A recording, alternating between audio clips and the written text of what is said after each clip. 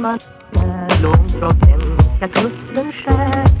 Ska jag fira julen här på Hawaii?